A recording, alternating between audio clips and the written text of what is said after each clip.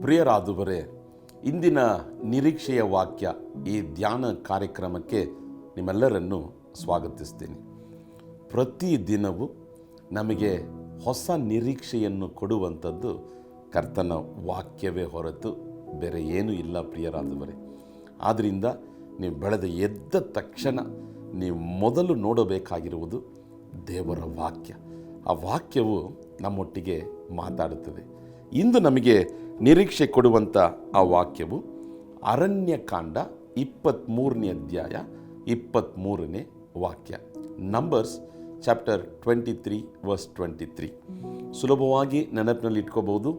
23 ಅರಣ್ಯಕಾಂಡ.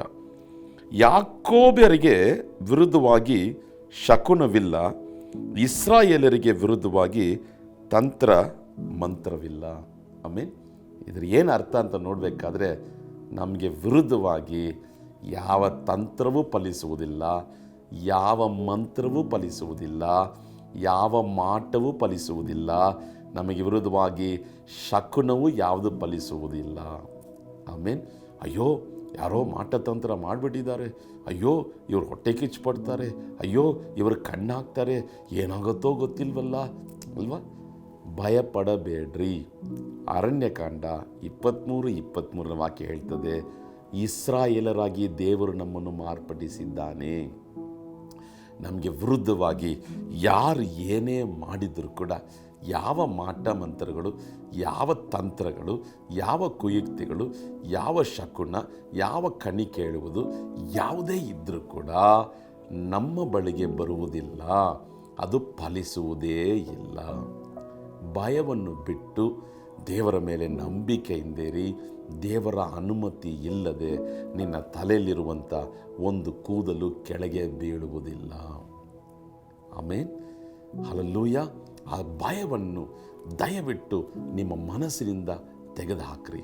ನೀವು ನಿಜವಾಗಲೂ ಯೇಸುವಿನ ಮಕ್ಕಳಾಗಿರುವುದಾದರೆ, ನನ್ನ ಹೃದಯದಲ್ಲಿ ಯೇಸು ವಾಸ ಮಾಡುವವನಾಗಿದ್ದರೆ, ನಾವು ಪರಿಶುದ್ಧರಾಗಿ ಕರ್ತನಿಗೆ ಭಯಪಟ್ಟು ಜೀವಿಸುವುದಾದರೆ, ನಮ್ಮ ತಲೆಯಿಂದ ಅಂಗಾಲು ತನಕ ಯೇಸುವಿನ ರಕ್ತವು ನಮಗೆ ಸಂರಕ್ಷಣೆ ನೀಡುವುದಾದರೆ, ಕರ್ತನ ವಾಗ್ದಾನ ಹೇಳ್ತದೆ, ಯಾವ ಶಕುನ, ಕಣಿ ಕೇಳುವುದು, ಮಾಟಮಂತ್ರ, ತಂತ್ರಗಳು ಯಾವುದು ಫಲಿಸುವುದೇ ಇಲ್ಲ.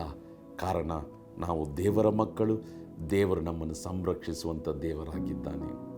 ಆಮೇಲೆ ಲೋಕದಲ್ಲಿರುವಂಥ ಜನರು ಮಾಟಮಂತ್ರ ತಮ್ಮ ಬಳಿಗೆ ಬಾರದೇ ಇರುವುದಕ್ಕಾಗಿ ಇನ್ನೊಂದು ಮಾಟಮಂತ್ರಗಳನ್ನು ಮಾಡ್ತಾರೆ, ಇನ್ನೂ ಅನೇಕ ಹಣಗಳನ್ನು ಖರ್ಚು ಮಾಡ್ತಾರೆ.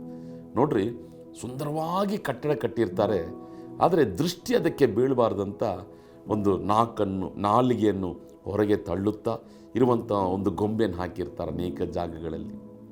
ನಮಗೆ ಅದು ಏನು ಬೇಕಾಗೂ ಇಲ್ಲ. ಕಾರಣ ಮಾಟಮಂತ್ರಗಳು, ತಂತ್ರಗಳು, ಕುಯುಕ್ತಿಗಳು, ವೈರಿಗಳ ಕಾರ್ಯಗಳು ನಮ್ಮ ಮೇಲೆ ಫಲಿಸುವುದೇ ಇಲ್ಲ.